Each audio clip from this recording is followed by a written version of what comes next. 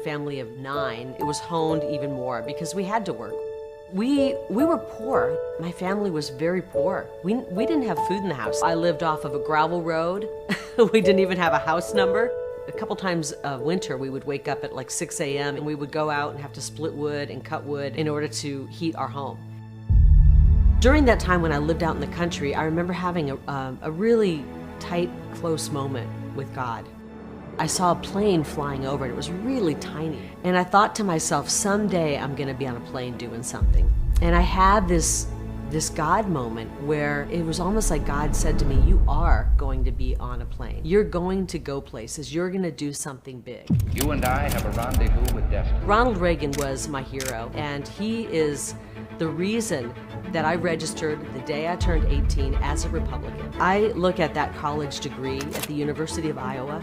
It wasn't an Ivy League school, but I worked hard for every single course I took and worked my way through college. Working as a janitor in a drug treatment center where people are coming straight from prison to go through drug treatment. I learned how to use the big floor waxer. I mean, I can run a janitorial crew very well. I started my career at the same station that Ronald Reagan was at. I got my first on-air job, and I was there for about a year and a half, and I got a call from Phoenix. And let's go to Kari Lake. I am taking you along here in Arizona. And I just fell in love with Arizona. And the people fell in love with me too. Kari Lake, known in Arizona as a charismatic newscaster. He's a lion, hear him roar. A staple on Phoenix TVs for more than 2 decades. This was back when people did tune in. They tuned into the news at 5. It was based on trust and friendship. I felt so blessed having a 27-year career covering this beautiful state and the great people of Arizona. And I treasured my career and that job. It meant the world to me for all of those years. But like so many Arizonans, and frankly so many Americans, I woke up to a lot of reality during COVID. I realized that there was an agenda being pushed by the media. And this is extremely dangerous to our democracy.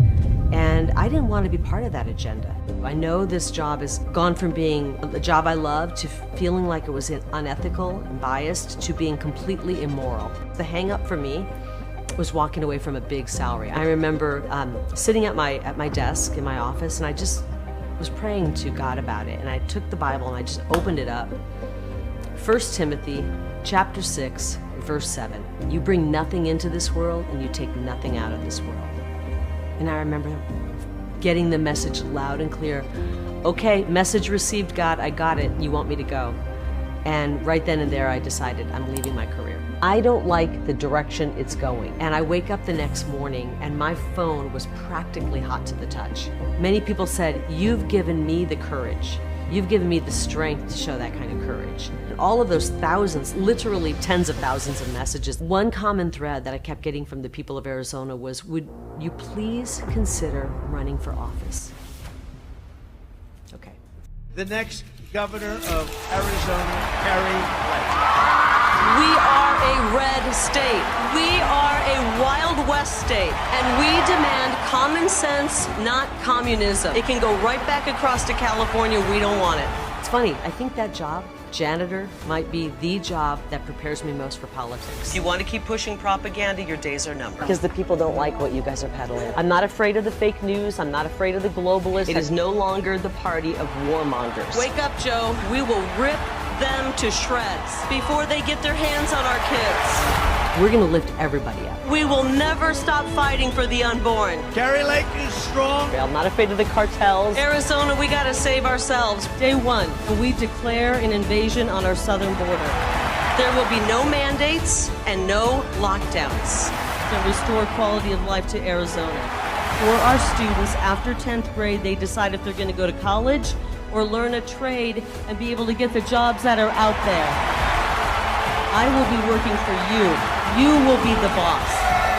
Arizona, I love every one of you. God bless State 48. Wow.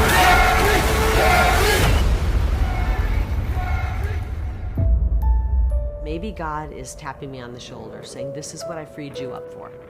This is what I freed you up for.